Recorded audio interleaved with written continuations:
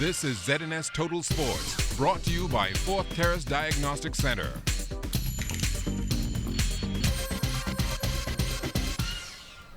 Welcome to sports, everybody. A big day for Bahamian track and field at the Diamond League meet in Brussels, Belgium.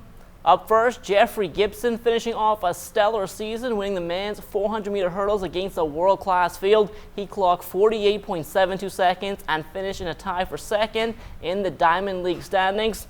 Shawnee Miller, she was on her A game today as well. She won the women's open 450.48, and she also finished second in the Diamond League standings. It may be the off-season for local track and field, but members of Club Monaco still putting in the work. A true track enthusiast never really take a day off, never really have an off-season per se. Even during off-season, we find that the season athletes will be out doing some type of training. The senior athletes, some of them are wrapping up their season for the year. You'll find that the elite athletes' season is a little different than the beginners. This is a time to get the fundamentals down. This is where we teach the kids a lot of technique and try to help them to develop good habits. The kids will be doing a lot of strength training. We work a lot on speed. As far as competition is concerned, between now and December would usually be cross-country, more longer distance running until January. A press conference was held earlier in the week where a united group of Bahamian American football organizations came together in hopes of getting some answers from the Bahamas American Football Federation, which is the recognized body in the Bahamas by the International Federation of American Football. Spokesman Jason Clark, who is the president of the Bahamas Flag Football League, says based on IFAF criteria, there are a number of reasons why BAF should no longer be the recognized body. 1. To have at least one regular season championship in its country. 2. To represent the entire country and control the American football in its country. 3. To be recognized by national sports of government authority or National Olympic Committee unless national laws so inhibits. 4. To have at least 10 clubs in their federation. 5. To participate in IFAF competitions. Also, to ensure that their internal constitution stipulates that their federation is organized and conducted democratically and without any racial, religious, political, or gender discrimination. None of these requirements are being met. Now, BAF has sent out a statement in response. According to BAF President Lalisa Anthony, BAF addresses specific areas of inquiry, which is the Federation's validity as the national governing body and international recognized governing body, the organizational structure and operation of the Federation, and the financial matters pertaining to the Federation. She went on to say that when any or all of these areas are brought to question, she will address them in their entirety with documentation and full explanation. As for having a meeting with the other American football bodies here in the Bahamas, Anthony said she was in communication with Jason Clark, the president of the Bahamas Flag Football League. That was earlier this month by email, and she was under the impression they would iron everything out during a meeting which was scheduled for September 19th in Grand Bahama. Now, in terms of being the recognized body for football in the Bahamas, Anthony provided documentation from 2006 which clearly articulates that the Commonwealth American Football League was the internationally recognized leading American football body in the Bahamas, and they were invited by IFAF to be a founding member of the Pan American Federation of American Football in 2007. That was during the Super Bowl week in Miami. According to Anthony, this invitation was not answered and the CAFL did not become a member. Then and only then BAF was formed in hopes that the Bahamas would be able to compete in the IFAF 2009 Junior World Championship.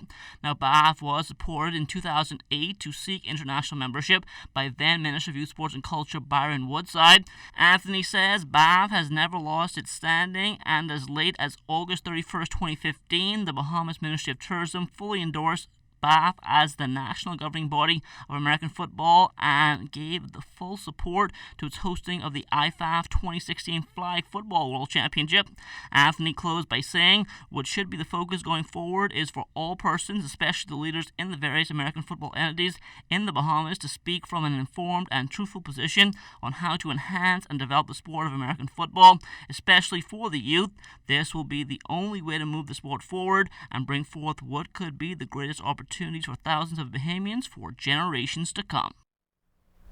The Bankers Softball League Best of 5 Championships will get underway tomorrow, 11 o'clock in the morning at the Blue Hill Sporting Complex, and this is expected to be a competitive series.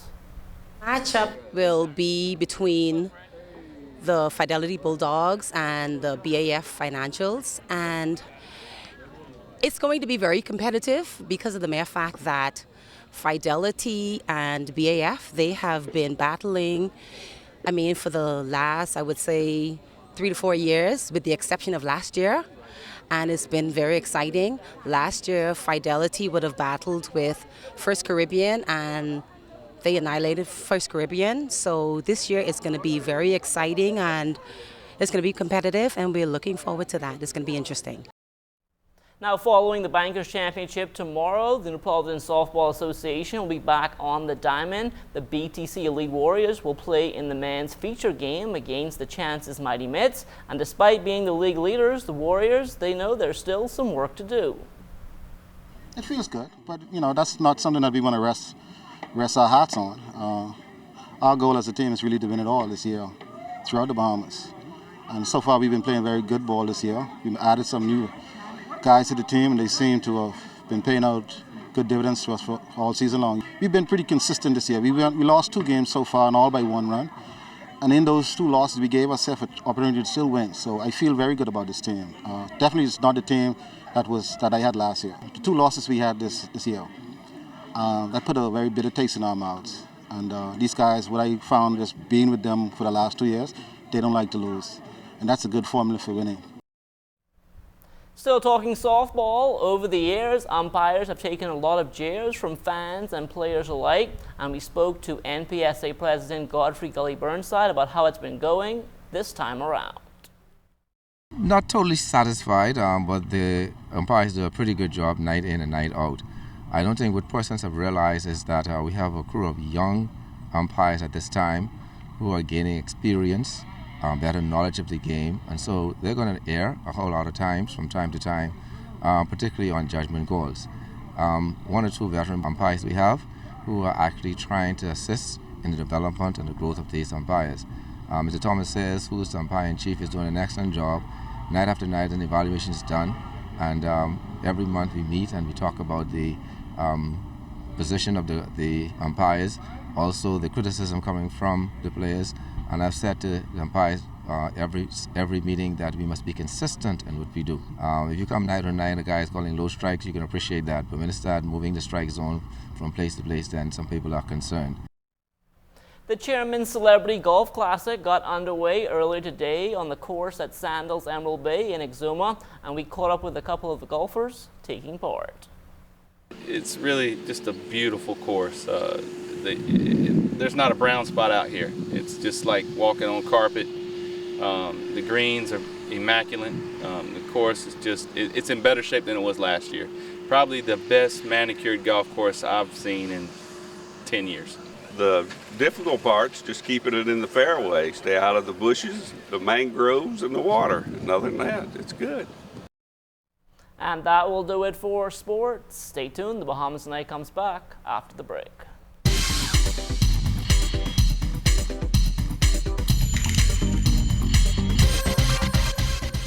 This is ZNS Total Sports, brought to you by 4th Terrace Diagnostic Center.